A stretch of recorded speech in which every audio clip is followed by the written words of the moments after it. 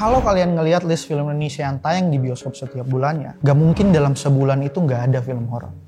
Udah pasti ada, dan jadi mayoritas. Bahkan pernah ada masanya ketika kalian masuk ke bioskop, kalian gak bisa ngebedain poster film horor yang satu sama yang lain. Fontnya sama-sama warna merah, judulnya mirip-mirip.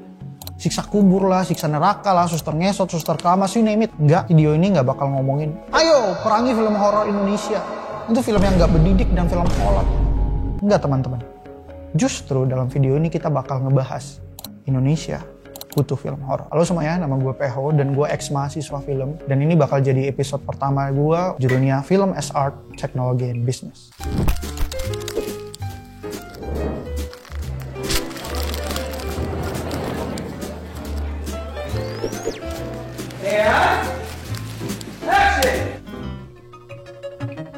Hal pertama yang mau gue omongin, konten-konten di internet yang bilang making film with no budget, itu bullshit semua.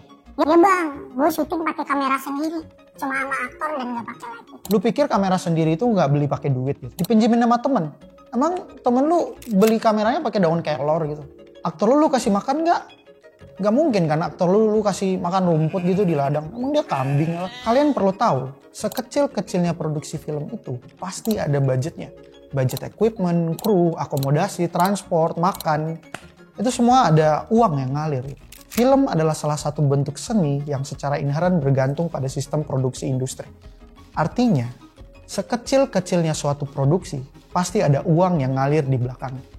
Ada struktur kerja, ada resource, dan ada pasar yang dibidik. Film horor itu mesin uangnya bioskopnya. Data saat ini nunjukin kalau film horor Indonesia yang diproduksi sepanjang tahun 2024 itu sekitar 155 judul. Dari total 258 film nasional. Alias 60% film Indonesia tahun itu film horor semua. Dan bukan cuma dari jumlah produksi, dari sisi penonton juga cukup dominan. Genre horor menyumbang 54,6 juta penonton atau sekitar 70% dari total penonton bioskop nasional. Jumlah produksi ini sebenarnya kurang lebih sama dengan jumlah film horor yang diproduksi di Amerika Serikat di tahun yang sama ya. Di Amerika Serikat, menurut laporan dari Reuters dan Comscore, film horor menyumbang 17% dari penjualan tiket bioskop Amerika Utara pada 2025, itu naik dari 11% di 2024, jauh di atas 4% 10 tahun yang lalu. Produksi horor juga stabil. Dia ada di angka lebih dari 150 film. Judul horor dirilis sepanjang 2024. Ya tapi kan bang, karena industri mereka lebih gede. Iya, emang bener. Tapi yang ngebedain kita sama mereka adalah mereka bisa produksi genre beragam. Lah kita, muternya di horor lagi. Tapi kita juga nggak bisa nyalahin PH gitu. Film butuh uang dan produksi itu mahal. Horor jadi salah satu genre yang bisa jaga biaya rendah. Tapi potensi balik modalnya itu tinggi. Coba kalian perhatiin deh. Biasanya film horor itu, especially di Indonesia, syutingnya cuma di satu rumah. Lokasinya terbatas. Jumlah pemainnya sedikit. Makeupnya praktikal, nggak terlalu banyak CGI. Dan nggak perlu aktor mahal-mahal. Tapi ya cuannya deres bos. Marketnya udah jelas. Orang Indonesia tuh masih percaya pawang hujan sama babi ngepet. Lulus PNS aja masih pakai dukun loh. Jadi jelas, pasar film horor itu real dan mereka loyal. Film action, ribet, belum tentu juga untung. Lu semua pasti tahu kan film The Raid, kalian bayangin ya The Raid Berandal. Itu udah disebut-sebut sama mata dunia sebagai salah satu film action terbaik dari Asia. Tapi yang gak banyak orang tahu, film itu tuh sebenarnya rugi pas dia rilis di bioskop lokal. Budgetnya gede, teknisnya kompleks, distribusinya juga gak segampang film horor. Bikin film action itu mahal bos, perlu stuntman, waktu tempuh syuting yang lama, properti dan lokasi, semuanya lebih kompleks dan lebih berbiaya lah dibanding horor yang biasa selesai dalam syutingan 10 hari, syutingnya pun cuma satu rumah. Ya lu lihat aja The Conjuring Pengabdi Setan kan. Kalau kita mau melihat film sebagai bisnis, kita harus paham bahwa film dibuat dalam sistem produksi massal. Mirip kayak pabrik lah. Ada studio, ada investor, vendor, distributor, bioskop, sampai sekarang kan populer sama platform streaming ya. Mereka semua itu saling terhubung. Di sistem ini, genre bukan cuma jadi gaya bercerita.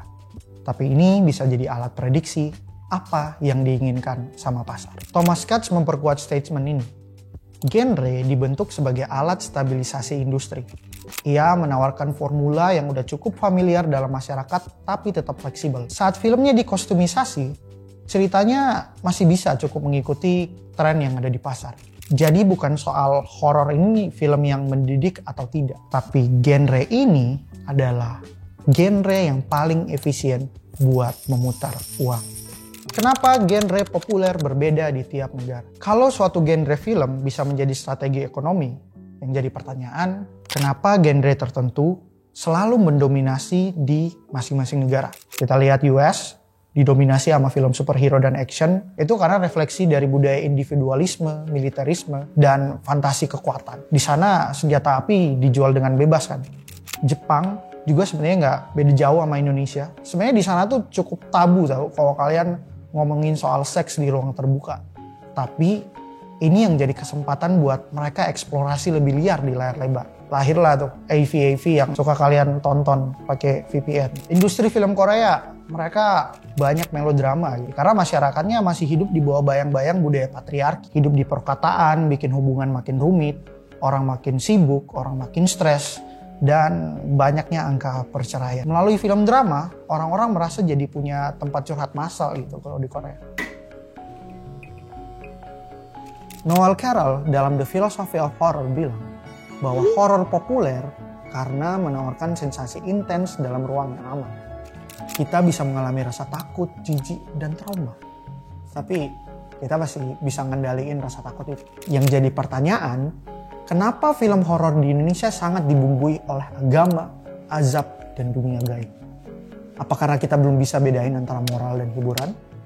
Atau karena horor adalah cara paling halal untuk melampiaskan hal-hal yang secara sosial tabu? Genre horor di Indonesia nggak cuma soal nakut-nakutin. Ada juga refleksi kecemasan kolektif soal dosa, neraka, dan kematian. Kalau genre adalah cerminan masyarakat, maka horor kita sedang bercerita banyak soal identitas masyarakat Indonesia.